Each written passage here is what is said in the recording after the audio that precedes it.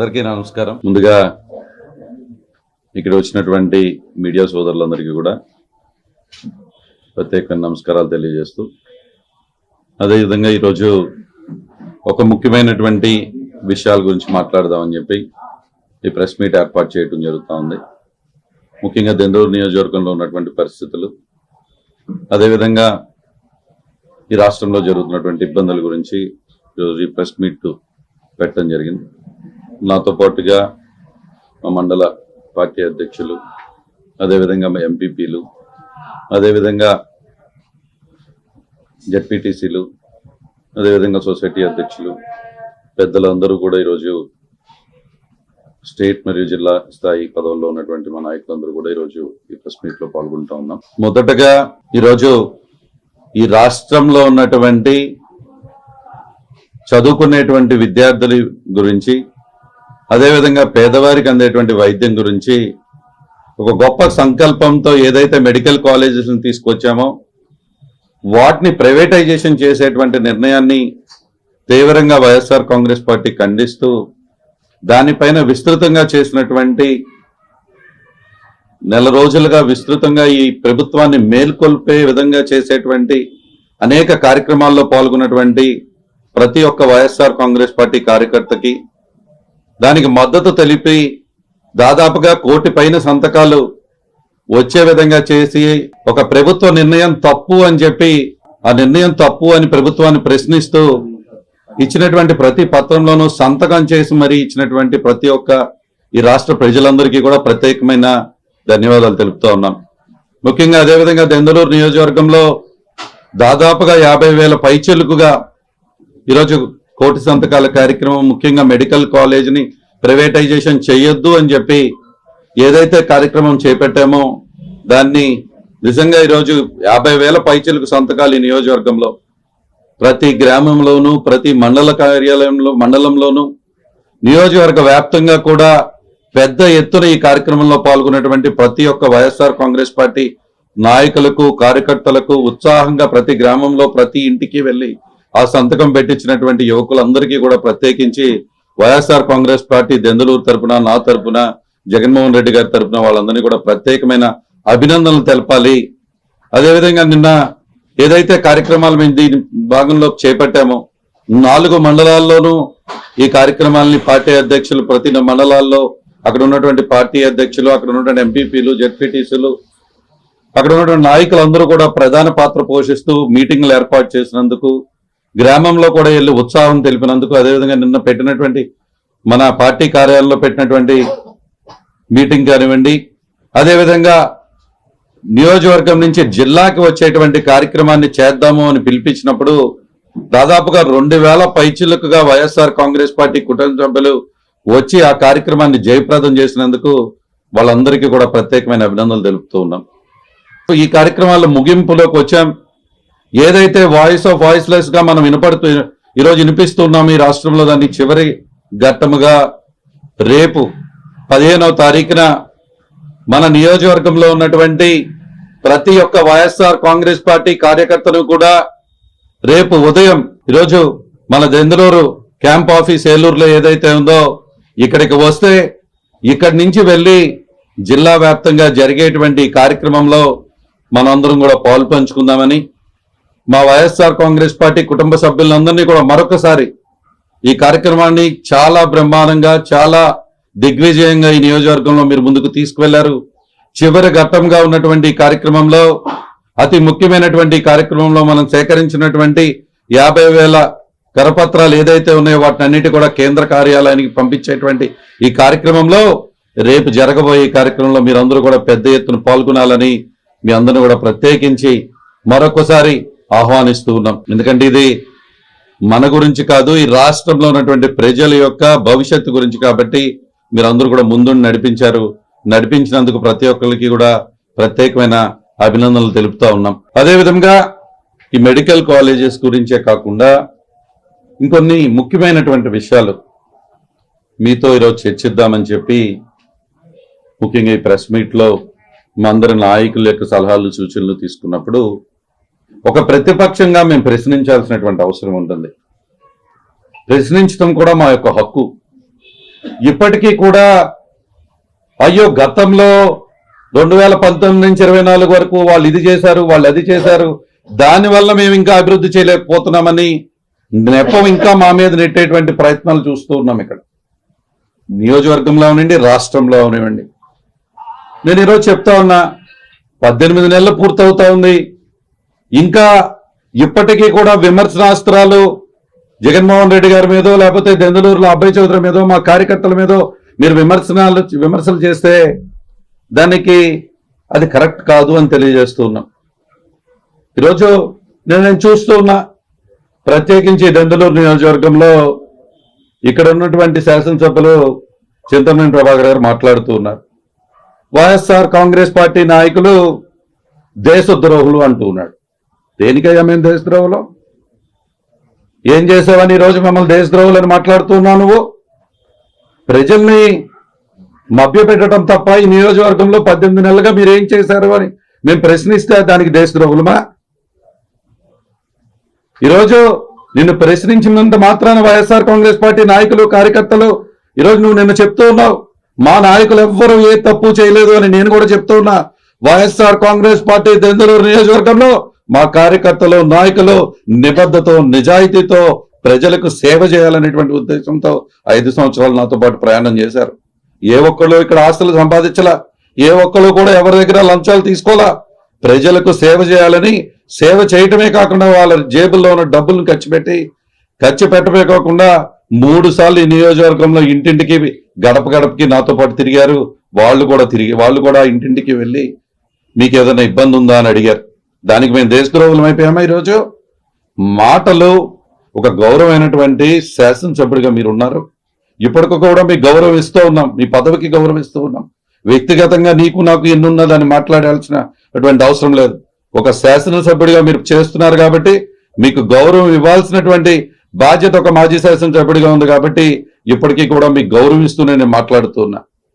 కాబట్టి ఇకనైనా ఈ నియోజకవర్గంలో ఇది నేను చేయలేకపోతున్నానంటే మా మీద నెపం నెట్టడం పక్కన పెట్టి, మీరు అనుభవంగా ఉన్నటువంటి శాసనసభ్యుడు కాబట్టి ప్రజల యొక్క కష్టాలు తీర్చేటువంటి ప్రయత్నంలో ఈ జిల్లాలో ఉన్నటువంటి ప్రజల యొక్క కష్టాలు ఏంటో తెలుసుకుని వాటిపైన మీకు గొంతుంటే మా పైన విమర్శించడం కాకుండా వెళ్ళి మీ అధినాయకత్వాన్ని ఒప్పించి ఈ నియోజకవర్గానికి ఈ జిల్లాకి మంచి చేసే ప్రయత్నం చేయండి. అంతేగాని ఇంకా కూడా 18 నెలలు పూర్తయ్యాక కూడా ఇంకా ఎవరి మీద కక్ష తీర్చుకుందాం, ఎవరిని జైల్లో వేద్దాం, ఎవరిని ఏ విధంగా ఇబ్బంది పెడదామని మీరు ప్రయత్నాలు చేసినా ఇక్కడ మేమెవరం కూడా మేము భయపడేటువంటి పరిస్థితి లేదు. కానీ మీరు ఇంకా ఇకనైనా ఒక బాధ్యత గలటువంటి శాసనసభ్యుడిగా మీరు ఉన్నారు కాబట్టి మిమ్మల్ని మేము కొన్ని విషయాలపై మీ దృష్టికి మేము తేవాల్సినటువంటి బాధ్యత ఒక ప్రతిపక్షంగా మా పైన, మా నాయకత్వం పైన ఉంది. ఈరోజు ఈ మండలంలో, ఈ నియోజకవర్గంలో 4 మండలాల్లో కూడా ఎంపీపీలుగా ఉన్నారు, వైస్ ఎంపీపీలుగా ఉన్నారు, జెడ్పీటీసీలు ఉన్నారు. ప్రతి గ్రామంలో సర్పంచ్లు, ఎంపీటీసీలు మా పార్టీ సింబల్ పై గెలిచి ఈరోజు ప్రజలకు ఇంకా సేవ చేస్తూ వాళ్ళు ముందుకెళ్తూ ఉన్నారు. నీకు కూడా సహకరిస్తూ ఉన్నారు. ఎవరు కూడా ఈరోజు మా నియోజకవర్గంలో ఉన్నటువంటి ప్రతి ఒక్కళ్ళు కూడా నీ పదవికి మిమ్మల్ని గౌరవిస్తూనే ఈ నియోజకవర్గాన్ని ముందుకెళ్లాలని వాళ్ళందరూ కూడా కోరుకుంటున్నారు. నేను నిన్న ఈరోజు మమ్మల్ని తిట్టడం ఆపి ఈ నియోజకవర్గంలో ఉన్నటువంటి పరిస్థితుల్లో కొన్ని విషయాలు మీ దృష్టికి తీసుకొస్తాం. చేతనైతే మీ అధినాయకత్వాన్ని ఒప్పించి ఆ సమస్యలపై మీరు పోరాడండి, ఆ సమస్యలకి అభివృద్ధి పదంలో ఈ నియోజకవర్గం నడిపించండి. మేము కూడా మీకు అండగా ఉంటాం. ప్రత్యేకించి ముఖ్యంగా రైతాంగం అత్యధికంగా ఉండేటువంటి మన దెందులూరు నియోజకవర్గంలో ఈరోజు ఇప్పటికీ కూడా బోర్ల మీద ఆధారపడి ఉన్నటువంటి దెందులూరు నియోజకవర్గంలో, దెందులూరు అనే కాదు, ఈరోజు పోలవరం అనేది ఈ రాష్ట్రానికే ప్రాణవాయు లాంటి పోలవరం. ఈ విధంగా ఈ గోదావరి జిల్లాలో ముఖ్యంగా మన ఏలూరు జిల్లా కానీ దెందులూరు నియోజకవర్గానికి కానీ పోలవరం ఎప్పుడు పూర్తవుతుందా అని అందరం ఎదురు చూస్తూ ఉన్నాం. ఈరోజు ఎంతో ఆశతో ఈ జిల్లాలో, జిల్లానే కాదు ఈ రాష్ట్రంలో ఉన్న రైతాంగానికి అండగా నిలబడాలని ఆనాడు రాజశేఖర రెడ్డి గారు తలపెట్టినటువంటి ఒక భగీరథ ప్రయత్నం, ఆయన స్టార్ట్ చేసినటువంటి ప్రయత్నాన్ని ఈరోజు మీ ప్రభుత్వంలో మీరు కొంచెం ముందుకు తీసుకువెళ్లారు. రాజశేఖర రెడ్డి గారే దానికి అత్యధికంగా ముందుకు తీసుకువెళ్తే తర్వాత మీరు చేయాల్సింది మీరు చేశారు. తర్వాత మా ప్రభుత్వంలో మేం చిత్తశుద్ధితో ఉండి దాదాపుగా 80 నుంచి 85% ఆ పనులు పూర్తి చేయడం జరిగింది. 10-15% మాత్రమే మిగిలి ఉంది. ఆ 10-15% పూర్తి చేయడానికి నేను ఈరోజు మిమ్మల్ని ప్రశ్నిస్తూ ఉన్నా.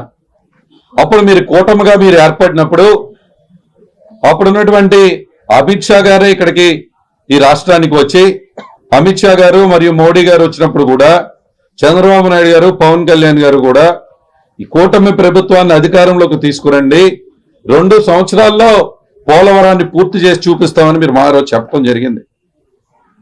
18 నెలలు పూర్తవుతా ఉంది. ఈరోజు ఈ జిల్లా వాసిగా, ఈ జిల్లాలో ఉన్నటువంటి ఒక శాసనసభ్యుడిగా పనిచేసినటువంటి వ్యక్తిగా, అంతకంటే ముఖ్యంగా ఒక రైతు బిడ్డగా మిమ్మల్ని అడుగుతా ఉన్నాం. 2 సంవత్సరాల్లో పోలవరం పూర్తయ్యే పరిస్థితి కనపడతలేదు. అక్కడ ఏంటి ఈ రోజు పోలవరం పరిస్థితి? మీరు చెప్పినట్టుగా మీరు అధికారంలోకి వచ్చి 18 నెలలు అయింది అంటే ఇంకా 6 నెలల్లో పోలవరాన్ని మీరు పూర్తి చేయబోతా ఉన్నారా? పూర్తి చేయడానికి మీరు ఏ విధంగా మీరు ముందుకు వెళ్తూ ఉన్నారు, దాన్ని చిత్తశుద్ధితో ఏ విధంగా మీరు ముందుకు తీసుకువెళ్తున్నారు అనే దాని మీద ఇక్కడ ఉన్నటువంటి శాసనసభ్యులందరికీ కూడా, ఈ జిల్లాలో ఉన్నటువంటి శాసనసభ్యులు కానీ, ఈ జిల్లాలో ఉన్నటువంటి మంత్రులు కానీ, ముఖ్యం మీరందరూ కూడా కలిసికట్టుగా ఇప్పుడున్నటువంటి మీ అధినాయకత్వాన్ని ఒప్పించి మెప్పించి ఇక్కడ పోలవరాన్ని పూర్తి చేయాల్సినటువంటి బాధ్యత మీ పైన ఉంది. ఈరోజు ఎన్నికలు వచ్చాయి కదా అని 2 సంవత్సరాల్లో మేము పూర్తి చేస్తామని రోజు మీరు చెప్పారు. ఈ జిల్లా అంతా కూడా మీకు ఈరోజు మమ్మల్ని మీ అందరికీ కూడా అవకాశం కల్పించారు. ఈ జిల్లాలో అన్ని సీట్లు మీరే గెలుచున్నారు. ఈరోజు మీరు ఈ జిల్లాలో ఎన్ని సీట్లు గెలిచారు? పోలవరం 2 సంవత్సరాల్లో పూర్తి చేస్తానన్నారు. మీరు ఇచ్చిన మాటను నిలబెట్టుకోబోతున్నారా? 2 సంవత్సరాల్లో పోలవరం పూర్తి అవబోతుందా? ఏ రోజుకి ఏ డేట్కి పోలవరాన్ని పూర్తి చేస్తున్నారు మీరు చెప్పాల్సినటువంటి అవసరం ఉంది. మీరందరూ కూడా మీరు దాని గురించి మాట్లాడాల్సినటువంటి అవసరం ఉంది అని చెప్పి కూడా మీకు తెలియజేస్తా ఉన్నాం. అతి ముఖ్యమైనటువంటి సబ్జెక్ట్. ఈరోజు అబ్బాయి చౌదరినో లేకపోతే వైఎస్ఆర్ కాంగ్రెస్ పార్టీ నాయకులను దేశద్రోహులను తిడితే సరిపోదు. శాసనసభ్యుడిగా ఒక నీకు బాధ్యత చెప్పినప్పుడు నువ్వు మాట్లాడుతూ ఉన్నావు, నేను శాసనసభ్యుడిని అయితే వీళ్ళు అసెంబ్లీలో మాట్లాడాలా అని. నేను 5:30 గంటల అసెంబ్లీలో అన్ని సబ్జెక్ట్స్ గురించి కూడా నాకు అవకాశం ఇచ్చినప్పుడు నేను మాట్లాడటం జరిగింది. శాసనసభకి నిన్ను పంపించేది, శాసనసభలో ఇక్కడ ఉన్నటువంటి నియోజకవర్గ ప్రజలు కానీ, ఇక్కడ ఉన్నటువంటి ఈ జిల్లాలో యొక్క ప్రజల యొక్క అభిప్రాయాల్ని శాసనసభ సాక్షిగా మీరు చెప్పాలి అని చెప్పి. సరే, అది మీ వ్యక్తిగత ఇష్టం, మీరు ఎక్కడ మాట్లాడతారో లేకపోతే మీరు తర్వాత మాట్లాడతారో దాని గురించి నేను మాట్లాడదలుచుకోవాలా. కానీ పోలవరంని 2 సంవత్సరాల్లో పూర్తి చేస్తున్నారు. మీరు పూర్తి చేసే అవకాశం ఉందా లేదా? ఇక్కడ ఉన్నటువంటి రైతాంగానికి మీరు సమాధానం చెప్పాల్సినటువంటి అవసరం ఉంది. దానిపైన మీరు దృష్టి పెట్టండి. దానిపైన మీరు మీ అధినాయకత్వాన్ని మెప్పించండి. మేమందరం కూడా మీరు పూర్తి చేస్తే మేము సంతోషిస్తాం. ఎందుకంటే అది మా రాజశేఖర రెడ్డి గారు కలలు కన్నటువంటి పోలవరం. మేము చేయాల్సినటువంటి బాధ్యత మేము చేశాం. ఈరోజు మాట్లాడుతుంటే R&R ప్యాకేజ్ అంతా ఇబ్బంది పడుతూ ఉన్నారు.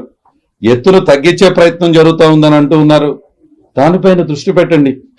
ఇంకా మా మీద పడి ఏదో మేం చేయలేదనేటువంటి మాటలు మీరు మాట్లాడే బదులు పోలవరంపై మీరు దృష్టి పెట్టాలని మొదటి ప్రశ్నగా మిమ్మల్ని అడుగుతూ ఉన్నాం. అదేవిధంగా ముఖ్యంగా ఈ నియోజకవర్గంలో కానీ, ఈ జిల్లాలో కానీ, ఈ రాష్ట్రంలో కానీ అతి ముఖ్యమైనటువంటి సమస్య ఈరోజు చదువుకునేటువంటి చిన్నారుల యొక్క భవిష్యత్తు యొక్క సమస్య ఫీజు రియంబర్స్మెంట్. ఆనాడు రాజశేఖర రెడ్డి గారు పిల్లలకి ఫీజు రియంబర్స్మెంట్ ఇవ్వాలి అని ఒక గొప్ప సంకల్పంతో ఫీజు రియంబర్స్మెంట్ తీసుకురావటం జరిగింది. ఆరోగ్యశ్రీ లాంటి పథకాలను తీసుకురావటం జరిగింది. ముఖ్యంగా ఫీజు రియంబర్స్మెంట్ ఆ రోజు రాజశేఖర రెడ్డి గారు తీసుకొస్తే అనేక మంది చిన్నారులు ఈరోజు డాక్టర్లుగా, ఇంజనీర్లుగా, మన ముందు ఆఫీసర్లుగా, ఐఏఎస్ ఆఫీసర్లుగా, ఐపీఎస్ ఆఫీసర్లుగా, ఎంతో మంది పోలీస్ వారికి మనం చూస్తూ ఉన్నాం. ఈరోజు ఫీజు రియంబర్స్మెంట్ ఎందుకు చేయలేకపోతూ ఉన్నారు అని అడుగుతా ఉన్నా. ఈరోజు నిన్న నేను అనేక గ్రామాలు వెళ్ళా. నిన్న విజయరాయ్ వెళ్ళా. పాపం అక్కడ హరిచంద్రి అని ఒక చిన్న పాప, హరిచంద్ర అని పాప అక్కడ నర్సింగ్ చదువుతా ఉంది. 50,000 రూపాయలు ఫీజు రియంబర్స్మెంట్ తన కౌన్సిలింగ్ లో వచ్చింది. 20,000 రూపాయలు ఫీజు రియంబర్స్మెంట్ అయింది. 30,000 రూపాయలు ఇంకా ఫీజు రియంబర్స్మెంట్ పూర్తి అవ్వలేదు, ఇవ్వలేదు. ఆవిడ నర్సింగ్ చదువుతున్నటువంటి ఆశ్రమంలో కానీ వాళ్ళని మిగతా 30,000 కట్టాలి అని చెప్పి వాళ్ళని అడుగుతున్నటువంటి పరిస్థితి, హాల్ టికెట్లు ఇవ్వలేనటువంటి పరిస్థితి. అదేవిధంగా రెడ్డి కాలేజ్లో కానీ, ఏలూరు కాలేజ్లో కానీ, రామచంద్రలో కానీ, ఈ చుట్టుపక్కల ఉన్నటువంటి అనేక కాలేజీల్లో విద్యార్థులు ఈ వారం రోజులుగా దాదాపుగా నా ఒక్కళ్ళ దగ్గరికి 100 మంది పైచులుగా విద్యార్థులు వచ్చి ఇబ్బంది చెప్తూ ఉన్నారు. దానిపైన మీరు మాట్లాడండి. ఈరోజు నేను చూశాను ఇందాక, దాదాపుగా ఈ రాష్ట్రంలో 25 లక్షల మంది విద్యార్థులు ఉన్నారు. సరే, కేవలం ఏలూరు జిల్లాలో ఈరోజు 80,000 మంది విద్యార్థులు ముఖ్యంగా ఈరోజు ఫీజు రియంబర్స్మెంట్ మీద ఆధారపడి ఉన్నారు, ఫైనల్ ఇయర్లో ఉన్నారు. వాళ్ళందరికీ కూడా కష్టపడి చదువుకుని ఇంటికాడ కూలీనాలు చేసుకునేటువంటి తల్లిదండ్రులు వాళ్ళ పిల్లలు చదువుకోవాలని ఈరోజు కాలేజీలకు పంపిస్తూ ఉంటే ఫీజు రియంబర్స్మెంట్ ఎందుకు చేయలేకపోతూ ఉన్నారు? అప్పుడు ఎప్పుడో 800 కోట్లు ఒక రోజు రిలీజ్ చేశారు, నా తర్వాత 400 చేస్తున్నాను అన్నారు. ఈరోజు మిగతా బకాయిల పరిస్థితి ఏంటి? ఇంకా అయ్యో ఆ రోజు వైఎస్ఆర్ కాంగ్రెస్ పార్టీ బకాయిలు పెట్టిందంటే అది సమాధానం కాదే. ఈరోజు మేము వచ్చినప్పుడు బకాయిలు ఉన్నాయి. మేము అధికారంలోకి వచ్చినప్పుడు 16 నుంచి 17, 18 నుంచి 19 వరకు మీరు బకాయిలు పెట్టి వెళ్తే చిత్తశుద్ధితో మా ప్రభుత్వం వచ్చినప్పుడు 19, 20 ఆ బకాయిలు మేము పూర్తి చేసి విద్యార్థులు చదివించేటువంటి విద్యార్థులకు ఇబ్బంది లేకుండా చూసుకోవటువంటి ప్రయత్నం చేయడం జరిగింది. మేము ఈ బకాయిలను కూడా పూర్తి చేసే సమయంలో మీరే ఎన్నికల కమిషన్కి వెళ్ళి అడ్డుపడినటువంటి సందర్భాలు ఉన్నాయి. మేము ఆ రోజు ఫీజు రియంబర్స్మెంట్ క్లియర్ చేద్దాం అనుకుంటే ఈరోజు మా మీద నెపం నెట్టేటప్పుడు చిన్నారుల భవిష్యత్తును దృష్టిలో పెట్టుకుని ఈ రాష్ట్ర విద్యాశాఖ మంత్రి అయినటువంటి లోకేష్ గారు కానివ్వండి, అదేవిధంగా ఇక్కడ ఉన్నటువంటి చంద్రబాబు నాయుడు గారు కానివ్వండి, అదేవిధంగా పవన్ కళ్యాణ్ గారు కానివ్వండి, ఇక్కడ ఉన్నటువంటి శాసనసభ్యులందరూ కూడా కలిసికట్టుగా మీ అధినాయకం దగ్గరికి వెళ్ళి ఆ పిల్లల యొక్క భవిష్యత్తును దృష్టిలో పెట్టుకుని ఆ ఫీజు రియంబర్స్మెంట్ డబ్బులు వేపించే ప్రయత్నం చేయండి. ఈరోజు మమ్మల్ని తిడితే సరిపోదు.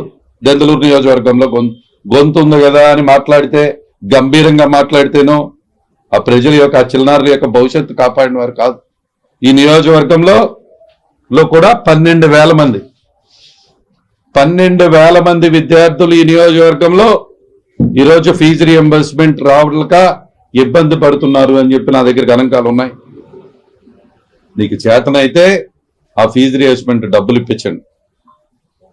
ఈరోజు మిమ్మల్ని అడుగుతా ఉన్నాం, మేము చిత్తశుద్ధితో పనిచేసాం. ఆ రోజు ఎవరికి ఫీజు రియంబర్స్మెంట్ కానీ ఎవరికి ఏ ఇబ్బంది ఉన్నా మేము వాళ్ళకి ఇచ్చే ప్రయత్నం మేము చేయటం జరిగింది. దానిపైన మీ చిత్తశుద్ధి చూపించండి తప్ప ఈరోజు మా మీదో మా వైఎస్ఆర్ కాంగ్రెస్ పార్టీ నాయకుల మీదో మీరు అరిస్తేనో కరిస్తే మీరు మాట్లాడితేనో ఆ ప్రజల యొక్క సమస్య తీరదు.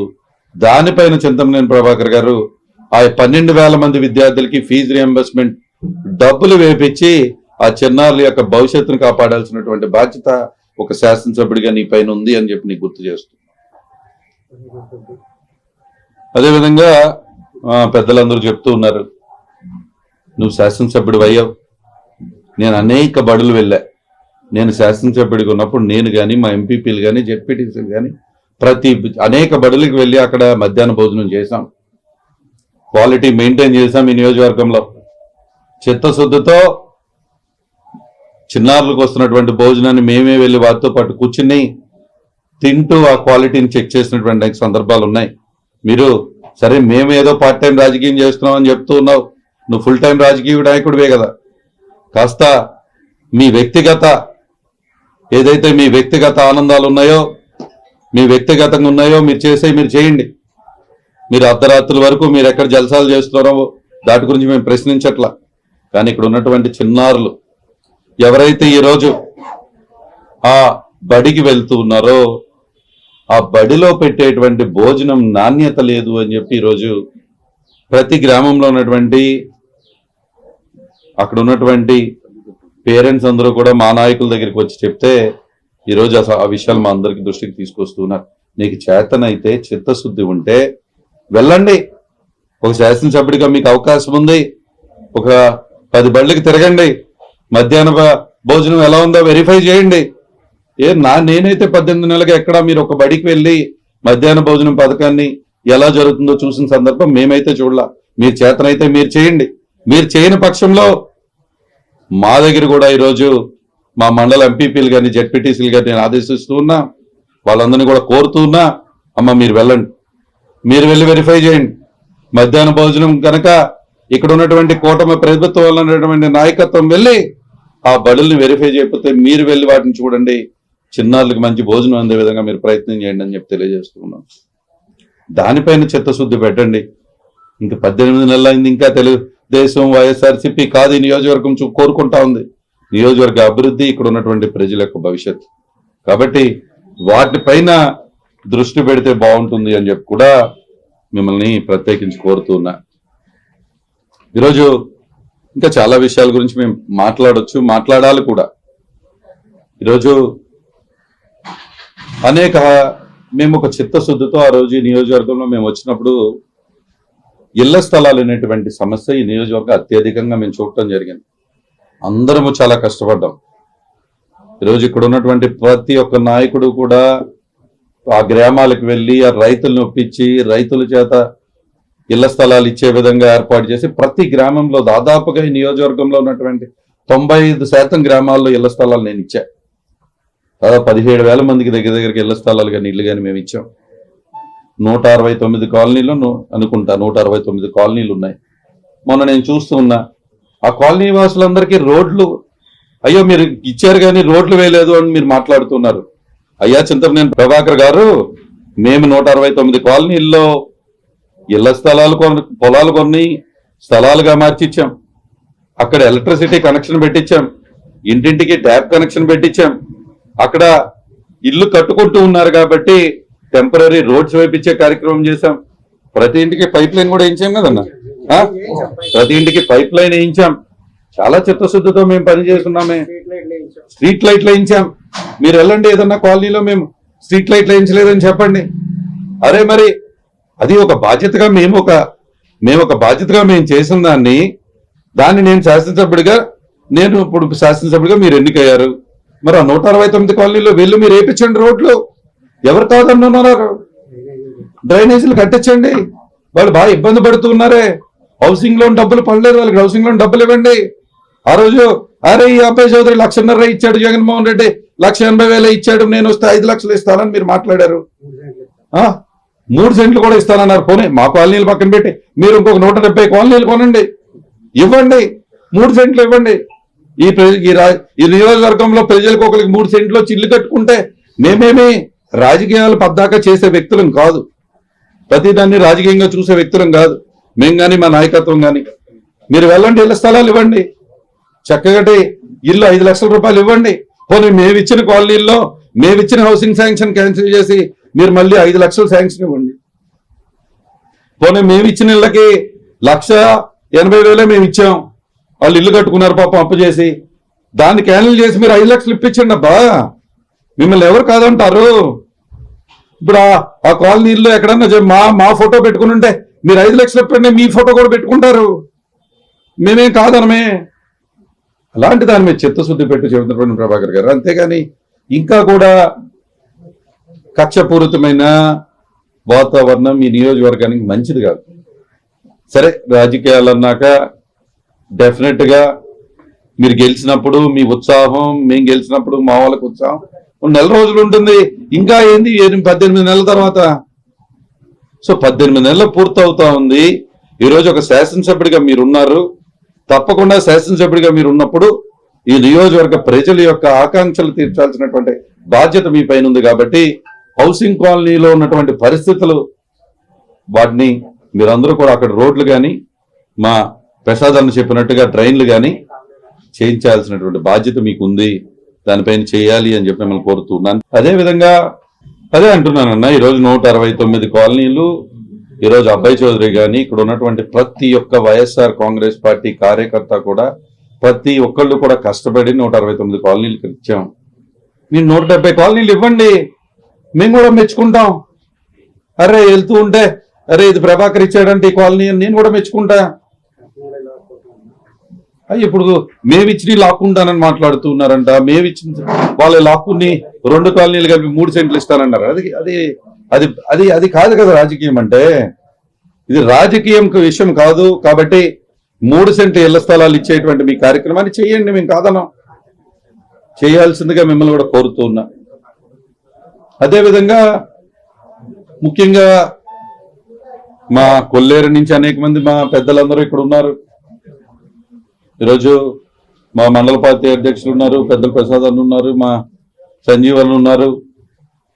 కొల్లేరు ప్రాంతం నుంచి మా అక్కడ ఉన్నటువంటి ఎంపీపీలు కానీ, అక్కడ ఉన్నటువంటి ఎంపీటీసీలు కానీ, సర్పంచ్లు కానీ, జెడ్పీటీసీ గారు కానీ వారి యొక్క అభిప్రాయం వాళ్ళందరితో మాట్లాడుతున్నప్పుడు మేమంతా కూడా కొల్లేరుని అభివృద్ధి చేయాలి, అక్కడ ఇన్ఫ్రాస్ట్రక్చర్ డెవలప్ చేయాలి, అక్కడ ఇల్లు ఇవ్వాలి, అక్కడ రోడ్లు డెవలప్ చేయాలి, స్కూల్స్ డెవలప్ చేయాలి, అక్కడ బిల్డింగ్స్ కట్టించాలి, అక్కడ ఉన్నటువంటి ఎస్సీ బీసీలకి న్యాయం చేయాలి, సొసైటీలని పునరుద్ధరించాలి, అక్కడ ఉన్నటువంటి చెరువులన్నిటి కూడా వాళ్ళకి న్యాయం జరిగేటట్టు చూడాలని నేను ప్రయత్నం చేయడం జరిగింది.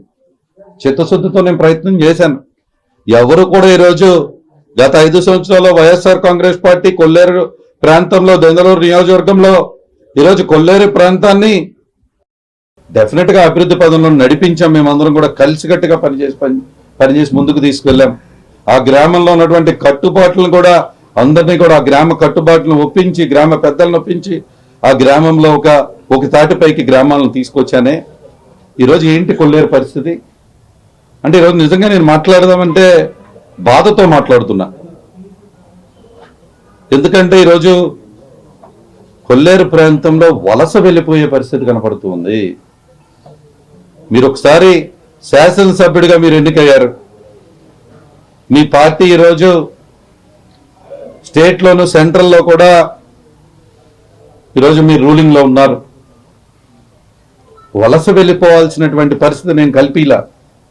ఈరోజు నేను చెప్తా ఉన్నా, కొల్లేరు ప్రాంతంలో ఎవరన్నా బయట వలస ఉంటే కూడా వాళ్ళని కొల్లేరు ప్రాంతానికి తీసుకువచ్చి వాళ్ళని కొల్లేరులో అభివృద్ధి చేసి వాళ్ళకి కొల్లేరు నేను జీవనాధారం ఉండే విధంగా మేము చేయటం జరిగింది.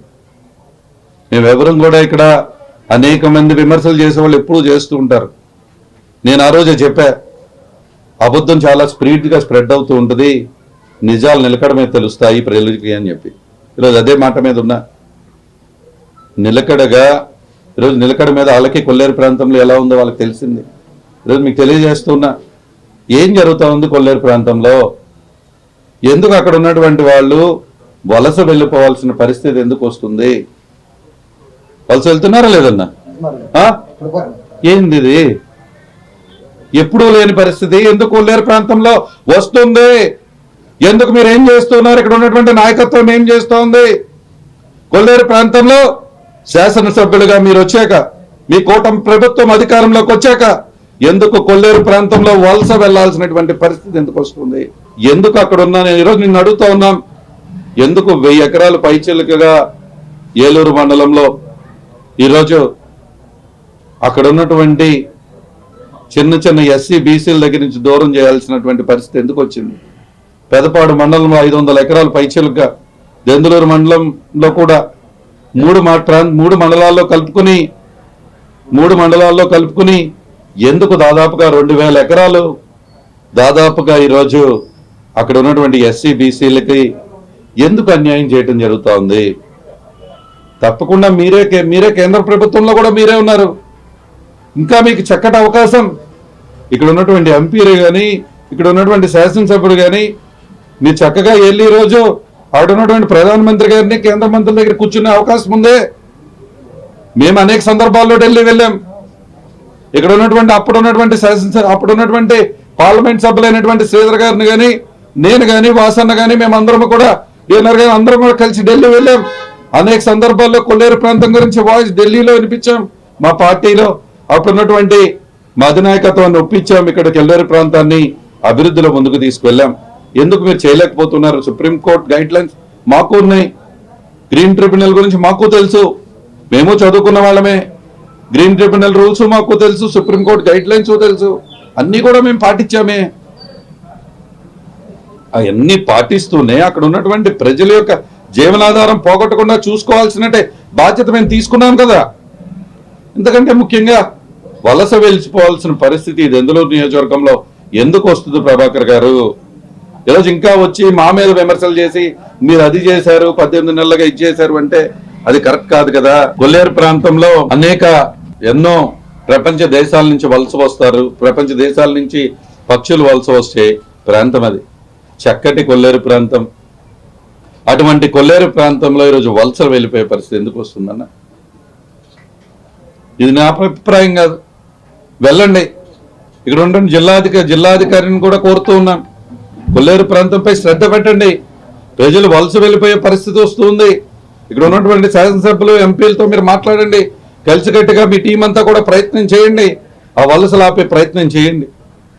అదేవిధంగా నాకు తెలిసినంత వరకు అక్కడ ఉన్నటువంటి కొల్లేరు ప్రాంతంలో వ్యవసాయం చేసుకునే అవకాశం ఉంది.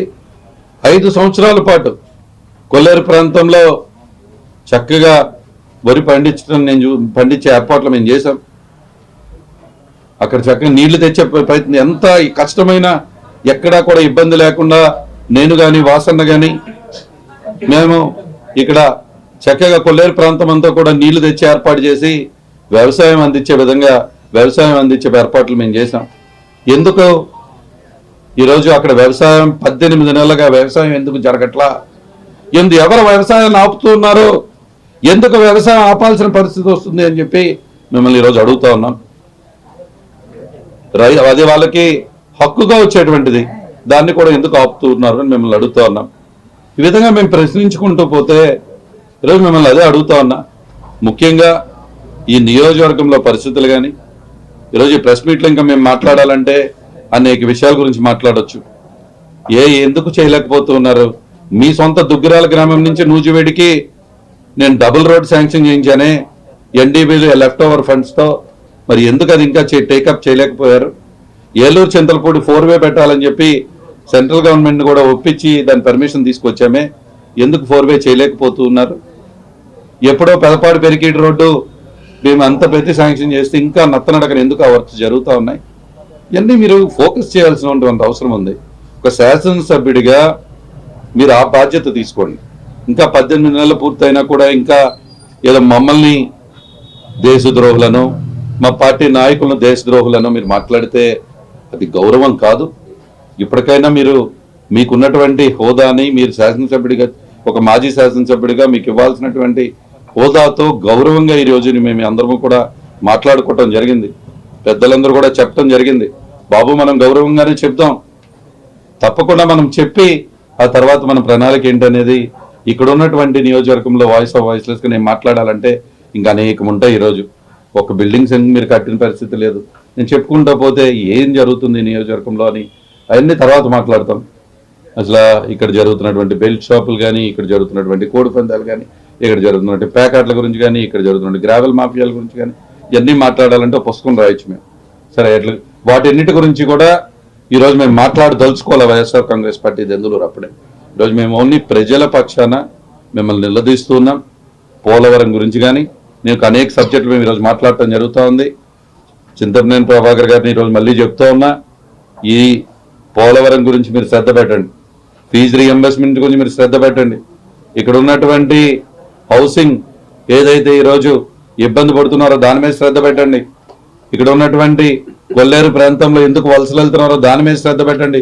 అంతేగాని వీటి మీద చిన్నారులకి అందే భోజనం నాణ్యత లేదు అని చెప్తున్నారు, దాని మీద మీరు శ్రద్ధ పెట్టండి అని చెప్పి మిమ్మల్ని ప్రత్యేకించి కూడా కోరుతూ ఈ ప్రెస్ మీట్లో ఈ విషయాలు ముఖ్యంగా మీతో మాట్లాడాలని, అదేవిధంగా మా వైఎస్ఆర్ కాంగ్రెస్ పార్టీ నాయకులందరూ కూడా చిత్తశుద్ధితో గత 2 నెలలుగా చేసినటువంటి కార్యక్రమాన్ని వాళ్ళందరినీ కూడా అభినందిస్తూ ఏదైతే ఈరోజు కోటి సంతకాల కార్యక్రమం చేశామో మా మండల పార్టీ అధ్యక్షుల గారి నుంచి, మా మండల పార్టీ ఎంపీపీల గారి నుంచి, జడ్పీటీసీల గారి నుంచి రాష్ట్ర స్థాయి, జిల్లా స్థాయి, గ్రామ స్థాయి జెండా మోసని ప్రతి కార్యకర్తని కూడా వారందరికీ కూడా ప్రత్యేకంగా మరొకసారి వారందరికీ కూడా కృతజ్ఞతలు తెలుపుతూ రేపు జరగబోయే చివరి ఘట్టంగా జరగబోయేటువంటి కార్యక్రమంలో ప్రతి మండలంలో, ప్రతి గ్రామంలో అందరం కూడా కలిసికట్టుగా అందరికీ చెప్పి రేపు ఉదయమే ఇక్కడికి 9 గంటలకి ఇక్కడికి వస్తే ఇక్కడి నుంచి ఇక్కడ జిల్లా అధ్యక్షులు ఎక్కడ నిర్ణయిస్తే అక్కడికి వెళ్ళి ఆ కార్యక్రమాన్ని ముందుకు తీసుకువెళ్లే విధంగా దాన్ని తీసుకువెళ్దాం. వైఎస్ఆర్ కాంగ్రెస్ పార్టీ నాయకులందరూ కూడా రేపు కోటి సంతకాల కార్యక్రమం మెడికల్ కాలేజ్ ప్రైవేటైజేషన్ పై జరిగే కార్యక్రమానికి ఉదయం 9 గంటలకి వైఎస్ఆర్ కాంగ్రెస్ పార్టీ దెందులూరు నియోజకవర్గం ఏలూరు ఆఫీస్కి రావాలని మీ అందరినీ కూడా కోరుతూ మీ అందరికీ కూడా ధన్యవాదాలు తెలుపుతూ సార్. Thank you.